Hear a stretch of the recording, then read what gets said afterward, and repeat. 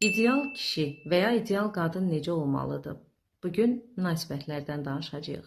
Ümumiyyətlə, ideal kişi və ya qadın anlayışını bizə kim öyrədib, hardan öyrənmişik? Uşaq vaxtı doğulub böyüdüyümüz ailələrdə valideynlərimizin bir-birinə olan münasibəti və ya nümunə bildiyimiz ailələrin bir-biri ilə münasibəti gələcəkdə bizə nümunəvi münasibət modeli kimi gələ bilər. Amma böyüdükcə başa düşməliyik ki, hər gördüyümüz, hər öyrədilən doğru olmaya bilər. Məsələn, kişilərə belə bir rol yüklənib. İdeal kişi hisslərini ifadə etməməlidir, güclü olmalıdır, ailənin bütün fiziki, maddi yükünü üzərinə almalıdır. İdeal qadın səbirli olmalıdır, anlayışlı olmalıdır, güzəştə getməyi bacaran tərəf olmalıdır. Nəticədə bu inancla böyüyən iki insan birləşib ideal ailə modelini yaratmağa çalışarkən ailələrinin təməlində çatlar yarana bilər. Çünki bir tərəf fiziki yükün altında əzilir, digər tərəf emosional yükün altında əzilir.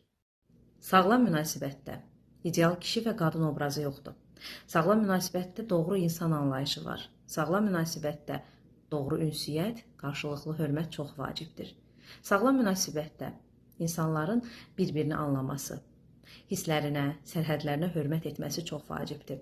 Və münasibətdə kimin haqlı, kimin haqsız olduğunu sübut etmək yox, problemləri birgə həll etmək vacibdir.